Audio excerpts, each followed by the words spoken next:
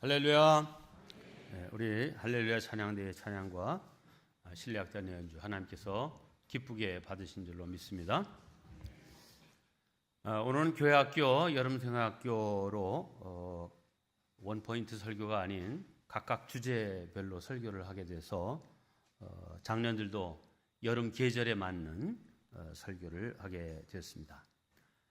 말씀을 통해서 각자 필요한 은혜를 주실 줄로 믿습니다. 제목을 함께 하겠습니다. 생수의 근원이신 여호와를 떠나면. 요즘 지구온난화 때문인지 참 날씨를 종잡을 수가 없습니다. 장마가 끝났다고 하더니 엄청난 폭우가 쏟아져 재난을 일으키고 또 바로 이어서 푹푹 찌는 무더위가 계속되고 있습니다. 너무 덥다 보니까 단잠을 이룰 수가 없어서 아침이 돼도 몸이 가볍질 않습니다. 그렇죠? 네. 혹 옆에 계신 분이 주무시거든 코를 골지 않는 한 깨우지 마시기 바랍니다. 하나님께서 엘리야에게 처방하셨던 것처럼 지금 아버지 집에서 좀 잠시라도 좀 잘 자라 이렇게 하신지도 몰라요. 그러니까 그분에게는 그 10분의 단잠이 삶에 활력을 주는 좋은 시간일 수도 있으니까 그것도 은혜예요. 그러니까 깨우지 마시길 바랍니다. 여러분, 이렇게 날씨가 더울 때 우리가 찾게 되는 게 뭐죠? 물입니다. 물. 요즘 다양한 음료수도 많고 과일도 있지만 정말 목마를 때는 물을 대체할 것이 없습니다. 생각해보면 물은 생명의 근원입니다. 사람만 봐도 우리 몸 전체가 70%가 물이랍니다. 뼈조차도 20%는 물이라는 거예요. 자, 그래서 사람은 물을 마시지 않으면 이 피부가 끈적끈적해지고 창자가 뒤틀립니다. 입에서 음식을 씹어서 목으로 넘길 때도 이 수분이 꼭 필요하고요. 땀샘에서 이 땀이 나오지 않으면 체온이 급격히 올라가서 여러 가지 질병에 노출되게 됩니다. 수분이 없으면 이 관절이 제대로 움직이지를 못하고 또 이 눈물샘에 물이 마르면 눈동자를 제대로 돌릴 수도 없고 눈물을 흘릴 줄 모르게 됩니다. 더 나아가서 몸에 수분이 없으면 단지 이 육체적인 그런 문제만이 아니라 생각의 분별력과 판단력도 잃어버리게 된다고 합니다. 그러니 이 물, 수분은 생명의 필수라고 할 것입니다. 그래서 하나님은 우리 몸이 수분이 부족하지 않도록 경보장치를 주셨는데 그게 곧 목마름, 갈증인 것입니다. 이것은 우리 영혼도 마찬가지입니다. 신령한 수분이 제대로 공급되지 않으면 이 마음이 말라 비틀어져서 편안하고 부드러운 말이나 감사의 말이 나오는 것이 아니라 거칠고 날카로운 신경질적인 그런 반응이 자꾸 나오게 돼서 사람과의 관계가 흐트러지고 또 자기 자신에 대해서도 원망과 불평이 많은 인생이 되게 됩니다. 어떤 심리학자는 우리 마음이 고통받는 것은 갈등에 있지 않고 갈증에 있다 이렇게 진단하기도 했습니다. 뭔 말인가 이렇게 좀 자세히 읽어보니까 절대적인 기준으로 그가 부자냐 행복하냐를 따질 때 절대적인 물량의 것으로 결정되지 않는다는 거예요. 그 마음에 자기보다 훨씬 더 많이 가진 사람을 바라보면서 나는 왜 이렇게 조금이지? 왜 나는 이거밖에 없지? 나는 왜 저 사람이 갖고 있는 걸 못 가졌지? 이렇게 다른 사람과 비교해서 자기를 바라보게 되면 그 마음의 갈증, 공허 이걸로 인해서 그 인생이 피폐해지고 병들게 된다는 것입니다. 자족할 줄 아는 은혜가 우리 모두에게 있기를 주님의 이름으로 축복합니다. 오늘 본문 말씀을 보겠습니다.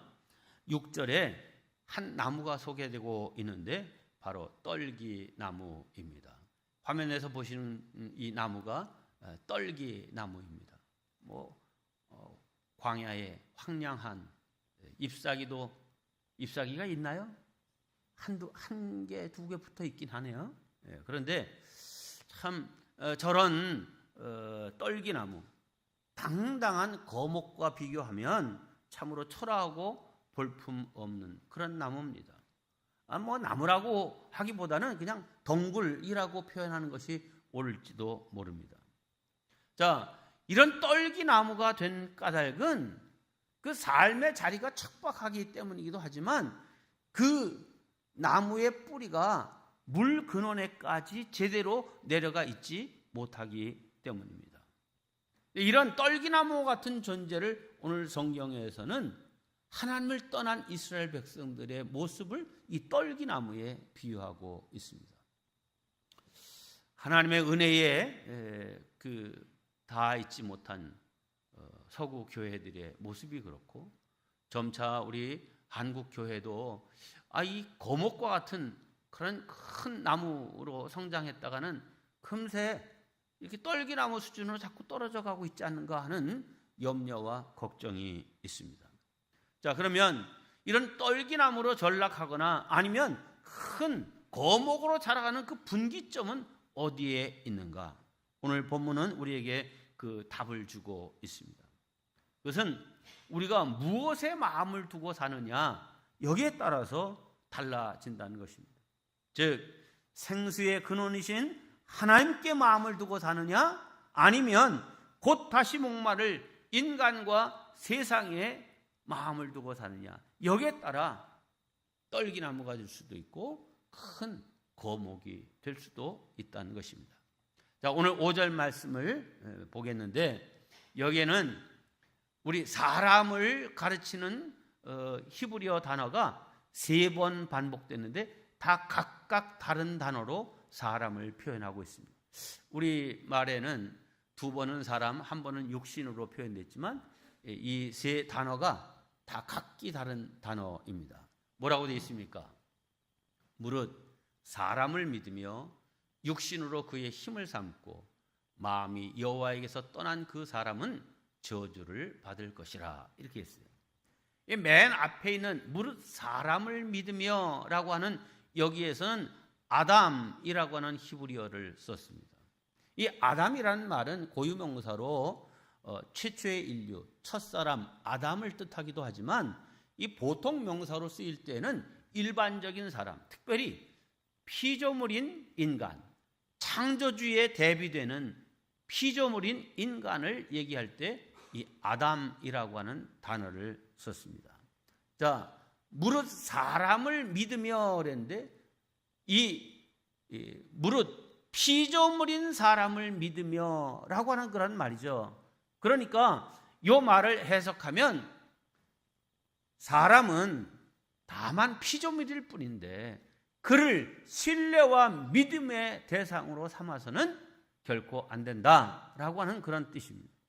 두 번째, 육신으로 그의 힘을 삼고 그랬는데 여기 육신이라고 표현된 말은 바사르라고 하는 히브리어 단어인데 이는 전능하신 하나님과 대비해서 연약한 인간, 깨어지기 쉬운 인간을 말할 때 쓰는 단어입니다. 자, 그러므로 이 본문을 이 바사르라고 하는 말에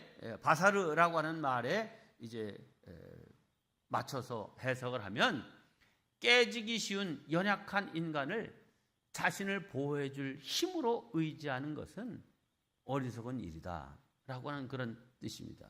마지막으로 마음이 여호와에게서 떠난 그 사람은 했는데 여기 사람은 게베르라고 하는 단어를 썼습니다. 이 게베르는 강한 자, 용사, 힘있는 자를 가리킬 때 쓰는 단어입니다. 이 말은 역설적이게 세상에서 아무리 강한 용사처럼 살아도 그 마음이 하나님께로부터 떠난 자는 결국 망하게 된다라고 하는 그런 뜻입니다. 그러니까 요 각기 다른 사람이란 뜻을 나타내는 히브리어 단어를 그대로 잘 의미를 살려서 번역하면 이런 뜻입니다. 사람이 여호와 하나님을 떠나서 피조물인 사람을 믿으며 연약한 인간을 힘으로 삼는 자는 그가 아무리 용사처럼 강한 사람이라고 할지라도 결국은 망하게 될 것이다 라고 하는 뜻입니다. 성경의 역사는 이 말씀이 진리임을 잘 보여주고 있습니다. 개인이든 국가든 생수의 근원이신 하나님을 의지하지 않는 나라와 백성은 결국 다 망했습니다. 이런 것을 대표적으로 보여주는 것이 선지자들이 활동하던 시대입니다. 여러분, 선지자가 왜 나타나게 되었습니까? 선지자가 하는 일이 뭐예요? 하나님과 사람 사이에 중보자가 있는데 하나는 제사장이고 하나는 예언자입니다. 선지자. 제사장은 사람을 대변해서 하나님께 사람의 사정을 아뢰고 하나님이 좀 긍휼을 베풀어 달라고 중보하는 자가 제사장의 역할입니다. 선지자, 예언자는 뭐예요? 하나님의 입장에서 하나님을 떠나 있는 백성들에게 하나님의 뜻을 전하고 돌이키라고 권고하는 역할을 하는 게 선지자입니다. 그러니까 선지자가 많다, 선지자가 많은 시대라고 하는 것은 그 시대가 하나님으로부터 멀어진 시대이고 타락한 시대임을 말합니다. 자, 에레미야 선지자가 활동하던 시대에는 입으로는 다 하나님을 잘 섬긴다고 얘기하고 예배 잘 드려야지 이렇게 말은 하고 있었지만 실상 그들은 사람을 믿고 또 우리나라가 안전하려고 하면 어떻게 해야 되나? 하나님 뜻대로 살아야지 이런 생각이 아니라 지금의 강대국이 어딘가? 애굽이지. 애굽과 화친 조약을 맺고 애굽을 의지하여 살면 우리는 안전할 수 있다. 이렇게 생각하던 시대입니다. 그런데 에레미야는 애굽을 의지하지 마라.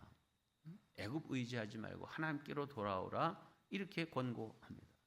그러나 이스라엘 백성들이 그 말을 듣지 않습니다. 그래서 하나님께서 이스라엘을 경고하시기 위해서 주신 말씀이 오늘 본문 5절 말씀입니다. 이렇게 되어 있습니다. 무릇 사람을 믿으며 육신으로 그의 힘을 삼고 마음이 여호와에게서 떠난 그 사람은 저주를 받을 것이다. 자, 이런 경고에도 불구하고 이스라엘은 끝내 하나님을 의지하지 않고 끝까지 애굽을 의지하죠. 자, 바벨론이라고 하는 신흥 강대국이 일어났습니다. 애굽과 이제 아주 세력을 다툴 만한 그런 큰 힘이 됐는데도 이 이스라엘은 이 양자 사이에서 그냥 애굽만 의지하고 있게 되죠. 결국 바벨론이 여러 차례 이스라엘을 침공해 들어와서 이 마지막 왕인 시드기야 때에는 예루살렘을 포위하고 3년을 이제 꼼짝을 못하게 합니다. 그러니까 성 안에 먹을 것이 다 떨어지게 되니까 사람들이 돌려가면서 오늘은 우리 집에, 다음 날은 그 집에 이렇게 사람을 잡아먹는 이런 일까지 일어나게 되는 비극적인 사태가 벌어집니다. 시드기야 왕이 바벨론 군사들의 그 포위망을 뚫고 몰래 밤에 도망을 칩니다. 하지만 이 아라바 광야 쪽을 향하여 도망가던 이 시드기야 왕을 바벨론의 군사들이 쫓아가 이제 체포합니다. 여리고 평지에서 체포된 시드기야 왕, 당시 바벨론의 야전 사령부가 있는 림나로 끌려오게 되고 그의 아들들이 이 왕 앞에 끌려옵니다. 두 아들을 시드기야 왕이 지켜보는 가운데서 죽입니다. 그러니 아들들이 자기 눈앞에서 죽는 모습을 보고 시드기야 왕이 울었겠죠. 네가 바벨론을 배반하고도 눈에서 눈물이 나? 그 눈을 뽑아라. 시드기야 왕이 두 눈이 뽑혔어요. 그리고 이제 그 손을 철사줄로 묶어서 바벨론으로 끌려갑니다. 그리고 죽을 때까지 감옥에 살다 이제 거기서 생을 마감합니다. 여러분, 시드기야 왕 한 개인만이 아니라 이스라엘 민족 전체가 그야말로 바싹 마른 메마른 떨기나무와 같은 존재가 되고 말았습니다. 이 결과는 하나님을 의지하지 않고 사람을 의지하고 다른 세상 나라를 의지한 결과라고 성경을 말합니다. 그래서 시편 146편은 우리가 어떻게 살아가는 것이 우리의 살 길인지를 대비해서 비교해서 이렇게 말씀하고 있습니다. 146절 3절 4절입니다. 귀인들을 의지하지 말며 도울 힘이 없는 인생도 의지하지 말지니 그의 호흡이 끊어지면 흙으로 돌아가서 그날에 그의 생각이 소멸하리로다. 반면에 5절에서는 야곱의 하나님을 자기의 도움으로 삼으며 여호와 자기 하나님에게 자기의 소망을 두는 자는 복이 있도다. 아멘. 사랑하는 성도 여러분, 사람은 사랑의 대상이지 믿음의 대상이 아닙니다. 네, 사람을 사귀어야 되고 사람을 사랑해야 됩니다. 그러나 사람을 믿고 사람에게 우리의 인생을 맡겨서는 결코 안 됩니다. 오직 하나님만이 우리 믿음의 대상임을 믿으시길 주님의 이름으로 축원합니다. 오늘 성경은 우리에게 이렇게 말씀하고 있습니다. 7절과 8절입니다. 그러나 무릇 여호와를 의지하며 여호와를 의뢰하는 그 사람은 복을 받을 것이라. 그는 물가에 심어진 나무가 그 뿌리를 강변에 뻗치고 더위가 올지라도 두려워하지 아니하며 그 잎이 청청하며 가무는 해에도 걱정이 없고 결실이 그치지 아니함 같으리라. 여러분, 나무에게 가장 필요한 것은 뿌리로부터 공급되는 넉넉한 수분입니다. 네, 뿌리가 물 근원에 다 있으면 요즘 같은 이런 더위 가운데도 문제가 되지 않습니다. 오히려 햇볕이 따가우면 따가울수록 훨씬 더 크게, 또 그것이 유실수라고 하면 더 달고 맛있는 그런 과일을 열매 맺게 되어 있습니다. 미국의 유명한 상담 심리학자인 데이비드 포얼리슨이라고 하는 분이 이 에레미야 17장의 말씀을 근거로 해서 상담의 원리를 이렇게 설파했습니다. 어떤 사람이 상담을 받으러 오면 그 내담자는 대부분 자기의 인생에 있는 괴로움과 아픔의 문제를 자기 자신에게서 찾기보다는 대부분 외부에 그 문제가 있다고 말합니다. 즉, 문제는 내가 아닌 혹은 너 때문에 이런 문제가 있다라고 말하는 거죠.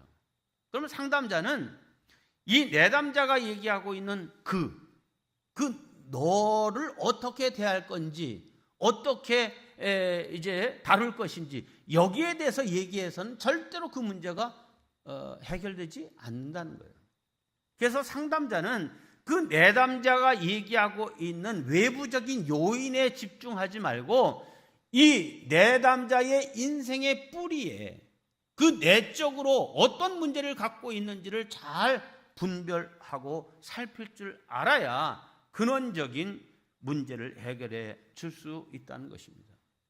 이 포얼리슨이라고 하는 분이 이걸 그림으로 그렸는데 아주 허접하게 그려서 제가 우리 강보람 전사님의 도움을 힘입어서 우리 성도들이 잘 이해하기 쉽도록 이렇게 그림을 그렸습니다. 자, 여러분이 보실 때 오른쪽에 있는 가시나무가 다 죽어서 떨기나무가 죽어서 이제 가시만 남았어요, 그죠? 네. 근데 이 가시나무는 자기 인생이 이렇게 된 까닭을 어디에다 돌리냐? 저 태양으로 상징되는 내 인생의 어려움과 고통을 주고 열받게 하는 그런 태양이 문제다, 이렇게 얘기하는 거예요. 그렇죠? 근데 상담자는 뭘 봐야 되냐면 이 사람이 왜 이렇게 가시나무, 떨기나무가 됐는가? 그 인생의 뿌리가 깊지 않아요. 뿌리가 없어. 그러니까 외부적인 고통과 어려움이 그야말로 그냥 고통이 되어서 인생이 메마르게 된 거죠. 그런데 여러분이 보실 때 왼쪽에 있는 이 좋은 열매 맺는 나무를 보세요. 이 나무는 그 뿌리를 깊게 생수의 근원이신 예수 그리스도의 은혜와 사랑에까지 그 뿌리가 내려가 있습니다. 그래서 이 뿌리를 통하여서 이제 계속해서 생수를 공급받고 있습니다. 그러다 보니까 태양에서 내려 쬐이는 햇볕은 지금 떨기나무가 된 가시나무가 된 여기하고 똑같아요, 달라요? 뭐 달라? 똑같지. 태양이 어디는 뭐 저거 어디는 달라요? 똑같아요. 똑같은데 이 사람에게는 이 태양이 탄소 동화작용을 일으켜서 생명을 더 왕성하게 하고 힘차게 자라가게 하고 열매를 맛있게 맺게 하는 에너지원이 되는 거예요. 그래서 이 나를 열받게 하는 존재가 아니라 나를 똑같은 태양인데 태양이 뜨겁게 하잖아요. 열받게 하잖아요. 눈부시게 하잖아요. 그런데 태양이 없으면 탄소 동화 작용이 일어나지 않습니다. 나는 식물들이 땅에 있는 영양분을 가지고 자라는 줄 알았어요. 근데 그거는 10%도 안 되고 태양빛을 받아서 스스로 탄소 동화 작용을 일으켜서 사는 게 8, 90%인 거예요. 그래서 계속 땅에 심어도 모이가 잘 되는 이유가 그런 거예요. 이야, 그러니 이 두 나무의 차이는 어디에 있는 거예요? 뿌리에 있는 거예요. 뿌리가 생수의 근원이신 생수에 다 있는가? 이게 신앙적으로 얘기하면 내 인생의 뿌리가, 내 믿음의 뿌리가 은혜의 주님께까지 내려가 있느냐 아니냐, 이걸로 메마른 인생이 될 것인지 풍요로운 인생이 될 것인지를 결정하게 된다 하는 것입니다. 그렇습니다. 외부적인 고통과 상황이 문제가 아니라 그 뿌리가 생수의 근원에 다 있느냐 아니냐, 여기에 차이가 나는 것입니다. 사랑하는 성도 여러분, 우리가 외부적인 요인에 흔들리지 않고 굳건한 믿음의 사람이 되도록 늘 은혜의 주님께 다 있는 그런 믿음의 사람들 다 되시기를 주님의 이름으로 축원합니다. 그래서 환경과 여건과 세상이 바뀌고 어려움이 계속돼도 그러한 것에 휘둘리는 인생이 아니라 언제나 청청하고 풍성한 결실로 자신과 남에게 유익을 주는 복된 인생으로 살아가시기를 주님의 이름으로 축원합니다. 자, 그러면 성경이 말하는 생수란 무엇이고 그 근원은 어딘가? 두 가지를 성경은 말합니다. 첫째, 여호와 하나님이 생수의 근원이십니다. 함께합니다. 여호와 하나님이 생수의 근원이시다. 네, 오늘 본문 13절에 아주 중요한 선언을 이렇게 하고 있습니다. 무릇 여호와를 떠나는 자는 흙에 기록이 되어리니 이는 생수의 근원이신 여호와 그를 버림이니. 여기 생수의 근원이신 여호와 이렇게 되어 있습니다. 그렇습니다. 하나님이 우리 인생을 살리는 생수의 근원이심을 믿으시기 바랍니다. 네. 에레미야 시대나 하여튼 망하는 시대를 보면 이 여호와 하나님을 버리고 떠나고 그래서 망한 거예요.